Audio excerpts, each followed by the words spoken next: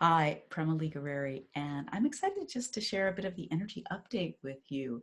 We have some great things going on. We've had a lot of light, and there's been a little bit of turbulence too, and I want to shine a light on that for you as well. Jupiter, the one of the greatest planets of light, only moves once a year. So it stays in a particular part of your soul blueprint, a particular part of your Vedic astrology for a whole year's time. And wherever it is, it's shining its light brightly to grace that area of your soul blueprint. So you can see more, you can make more choices the more light there is. Just imagine being in a dark room. You can't always tell that there's a window or a door or how you can get in or get out. You turn the lights on, oh, and you can make your choices. So where Jupiter is transiting to, and it's there, but it's not quite fully in gear, so it's a little bit bumpy right now. But as of the 17th or so, it's going to really ground it. So just in a couple of days, it's going to really be settled into Scorpio in Vedic astrology. And let's talk about first what Jupiter even rules. Jupiter rules abundance and wisdom, finances, banking. It rules teaching, healing, spirituality, the ability to have optimism, to see things from a greater perspective. And at the core Jupiter and how Jupiter rules that energy, it's a great visionary. In fact, it's one of its sacred wealth code archetypes is the visionary. It's also the teacher and also the sage. In fact, I think I have the sage up here today, and that's the owl behind me. So what Jupiter wants for itself, it wants for everyone. So you can even just reflect on that within yourself. What is it that you so want for yourself that you also want for everyone? And that's usually some goodness. Now, where it is landing in Scorpio, Scorpio is this deep, watery sign of research and spirituality, of creativity, devotion. All the water signs are devotional signs. It's esoteric. It has this depth and this wisdom to it. And also, it can get sort of stuck on things and stuck in too much of the emotional quality and sometimes have a hard time getting out of that. It's a very private place too, and even secretive. And there's a little difference between privacy and secrecy. But just in general, Jupiter's pretty happy in Scorpio. It's owned by Mars, and that's one of Jupiter's. It's actually Jupiter's younger brother in the Vedic mythology. And so again, where Jupiter is incredibly expansive, and it's bringing its light there. I'm talking collectively for everyone, as I'm not looking directly at your soul blueprint right now and at your chart, but it is shining its grace.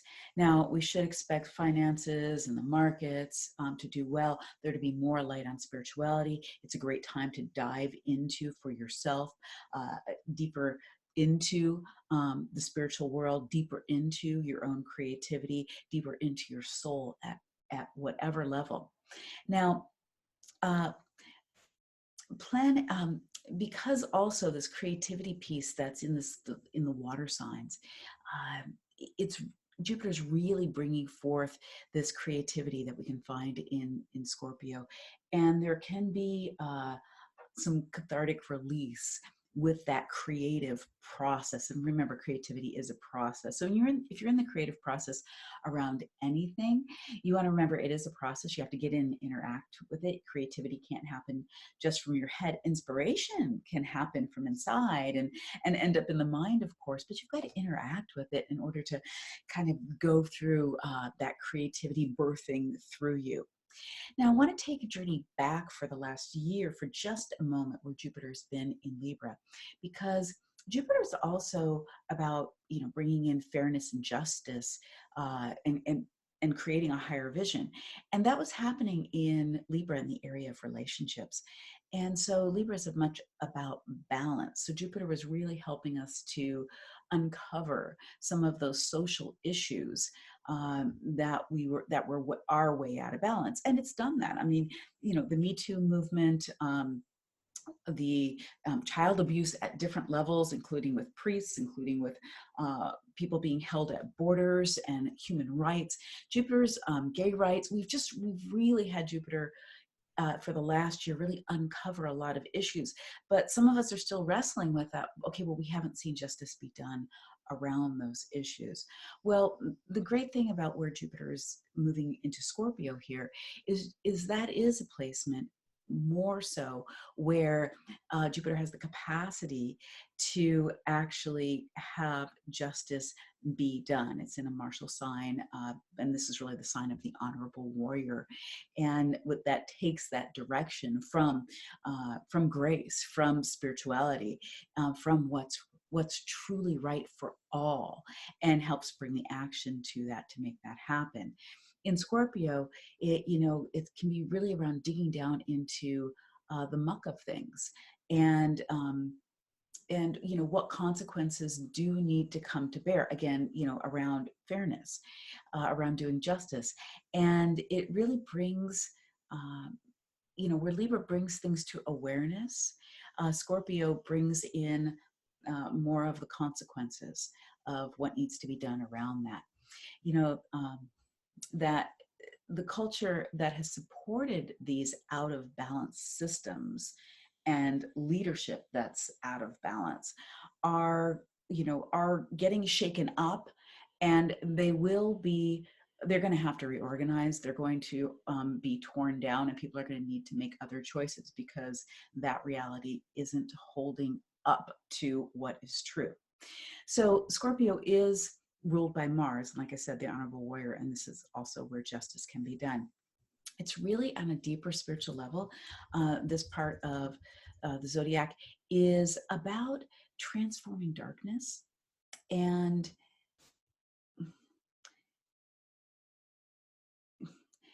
let's think about transformation for a moment. And here's where I want to bring in some of the soul questions for you. Okay, so it's about things being changed and transformed. And in that, there are things that need to be destroyed. Anytime we change something, there's things that have to be let go of, that crumble away so that a new form can come to being. So what I want to invite you, the question I want you to take into your heart is, what in you is really needing to be transformed, that really needs to step out of the darkness, that you'd like to have a bright light on so that you can really see what's going on. This placement is going to help you with that. It's going to help you to come to the truth about something. So really be honest with yourself and tune into your heart and ask the important questions. Where am I stuck in the muck of things? Where am I really needing to bring something out of the darkness, out of the shadow? And as I like to say, out of the shadow into the light. When we have to be careful in Scorpio sometimes, because when this part of the chart isn't well aspected, we can get stuck in the darkness. We can go down deep in the soul, which is beautiful, but we can get stuck in the dark nooks and crannies of the soul. But Jupiter is here to shine the light in those nooks and crannies, and to bring out the really positive side of the depth and the wisdom that is in this part of your soul blueprint. And it's not overnight. It's really for the long term. So I want you to sit again with the questions of, what's in that darkness for myself? What's in the shadow that I really want to bring in the light? Jupiter's going to shine in more light here so that you can see, what is it that you want to dive deeper into the creative process around? Another question for you. Where is it that you're passionate about taking part, being part of the change around what justice, what balance needs to happen in the world? What's your personal mission and movement? And where does that intersect with what's really eating away at you, that you really want to see that balance? Remember, everything's reflective. So there is a way for you to participate in the balancing of those scales, and in truth and justice, not only coming to the surface, but being having a foothold.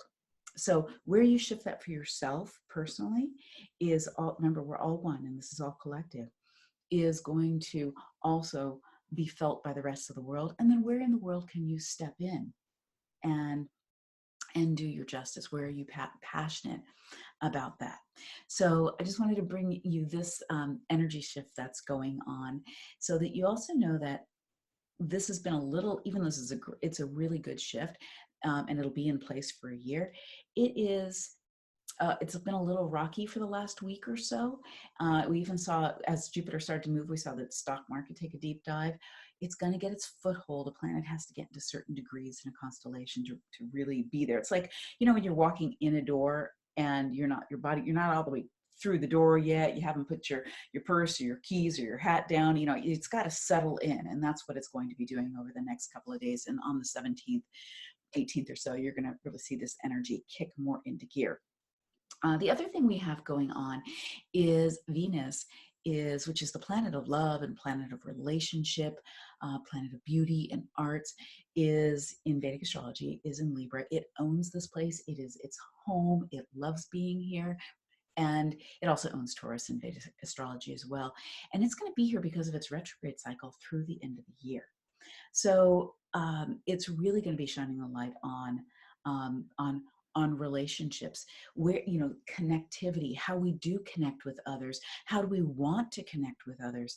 And so again, you can sit with that energy and really see how relationships, and look, we are all in relationships at so many levels, how relationships are playing out in your life currently, and how would you like to be interacting in relationships to uplift them in your personal relationships, in your friends, in your communities. How would you like to participate to uplift? The beautiful thing about all the relationship houses is they're all places of fulfillment of desire. That's called kama in Sanskrit. And those are all relationship houses. We are not meant to fulfill our desires on our own. We're meant to do it with one another. So just check in with yourself and just really notice what relationships you're really wanting to uplift, and which, look, we can always give more and be more. And at the same time, we need to uh, pull back from where we don't have good boundaries and where we're being codependent. What relationships do you want to upgrade? I'll talk about more about Venus in the coming months here, and some practices around how you can check in with Venus and your relationships. But right now, just really identify the relationships that would really be useful for you to bring back into balance, which means you might need to let go, means that you might need to show up more fully. And where are you at with that? And then just tune in and make a choice on, okay, how can I release in this relationship? How can I show up more fully in this relationship? All right. So much love. If you want more information, if you want more upliftment, just check in. If you're not already on solutionary.com, hop on over to Solutionary, SOULUTIONARY.com. And such a pleasure to be here and to serve you. Much love.